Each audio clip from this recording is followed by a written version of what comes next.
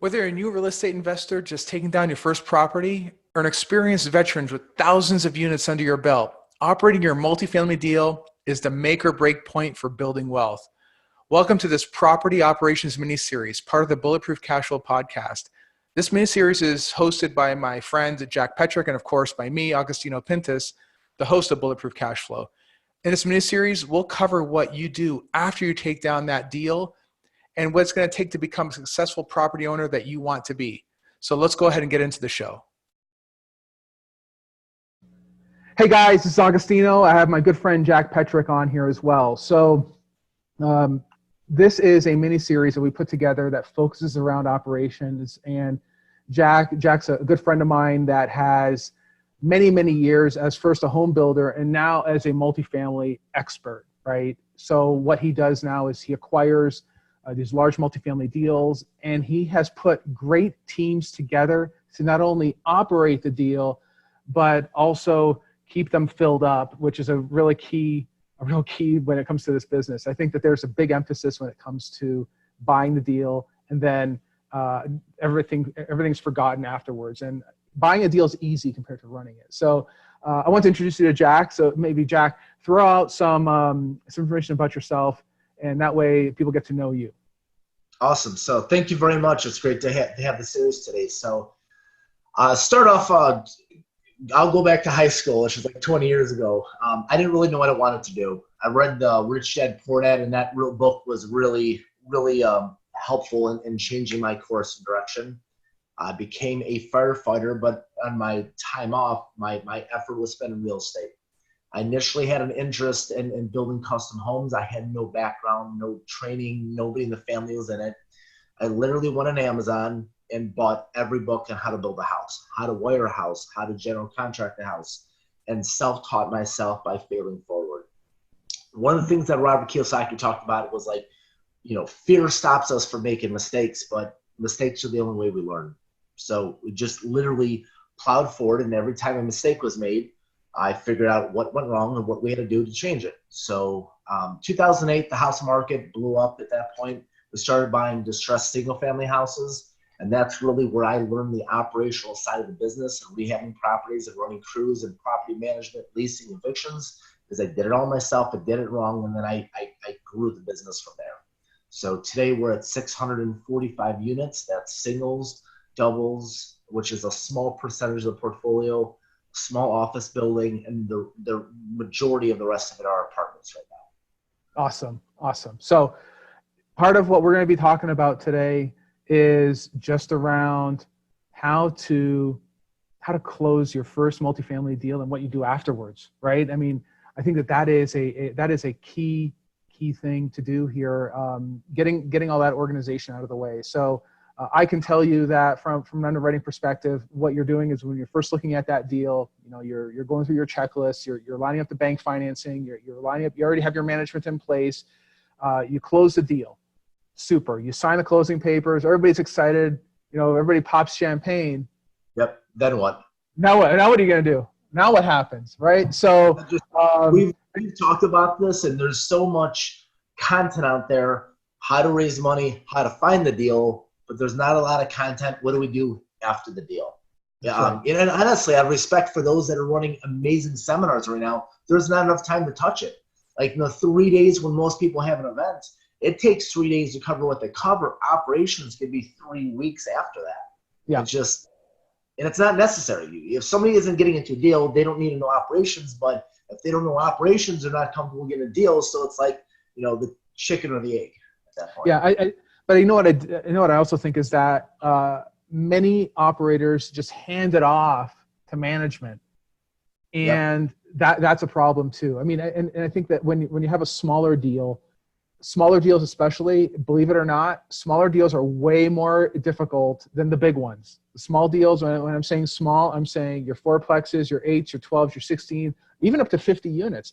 Those deals are tougher to run than the bigger deals, and only because there's very little money in these deals on a revenue basis compared to the big ones. That's the reason. That's the reasoning why. I mean, and I don't know, Jack. I mean, what else is difficult about those smaller deals besides that? It's a catch-22 because Everything you said is correct. A large deal, we have an on-site property manager. We have an on-site maintenance guy, which is amazing. But if you're getting into the space, it's pretty unlikely you're going to start off with those deals. You're going to start off realistically with smaller deals, which is the same way that I grew. And I still buy smaller deals because at this point, I've been able to build up enough of a team and we're buying within a radius that's close to us that we can manage it.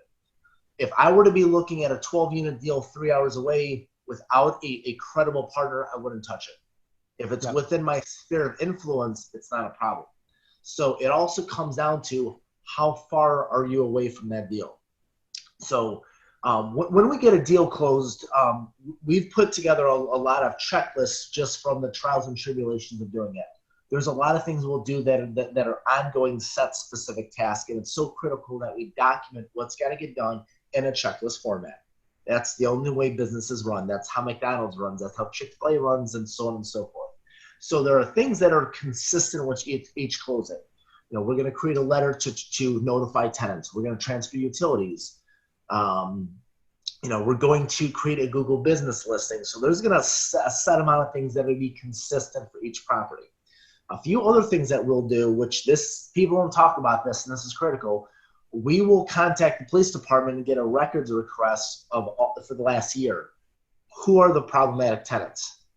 We will also do unit inspections of each unit and identify which tenants do we want to get out of the property. At any property you buy, you're going to have a certain amount of tenants that you're not going to want there. Sometimes when we buy these distressed properties, an owner will be quick to get it leased up. He'll just throw anybody in there, and those are not the tenants that you want at the property. The drama, crime, the way they live. Yeah, drugs, if they're dirty. Just to be clear, it's in every community. A-class, B-class, all the way down to D, it's every community. So it's like so many times people are so quick to turn it over to somebody else and not take the time to be involved in it. If you're an operator, you have to be involved in it. You cannot be an absentee owner. And that's the problem, is that most people think this is mailbox money, and it's not. Right. Mailbox money is when you're a passive investor. When you are not that passive investor, you have to be active. You have to be involved. And I feel like the biggest mistakes that I have seen is every single value add deal that I've looked at or bought has been from a successful entrepreneur, a mom and pop operator, and they took their eye off the ball. We bought a couple deals from physicians, and we call it a DDD. It's a dumb doctor deal. So what happens on that is they're very, very, very intelligent in what they do, and successful white collar professionals and entrepreneurs. But what they don't have is time. Their time commitments are completely stretched too thin, and you cannot turn this over to a third-party manager, a leasing option, and a third-party contractor and just assume they're going to do the right things, because you will absolutely burn on that one. That's right. And that's why you have to be involved. Next thing we'll do when we go through a property is we will create a very detailed list broken down by per person. At least that's what I do in my team. What I have to take care of, I got to negotiate the contracts, for example, and of all my various team members. So my project manager will put together a material list. He'll put together the flat rate labor sheets. He will get a breakdown of how many units, the sequence, what trades we have to bring in, and he's got a set specific tasks that are assigned to him. And then the property manager has a set assigned of tasks, so everybody can stay with their swim lane and know that that's clearly what I need to take care of. So that's in a nutshell. When we first close on a deal, the only way we can get organized is we have to walk the entire property, every unit, the mechanical room, check for boiler certifications, fire extinguishers, emergency lights, smoke detectors, CO2 detectors, and we put all this into a checklist so everybody knows what they got to do.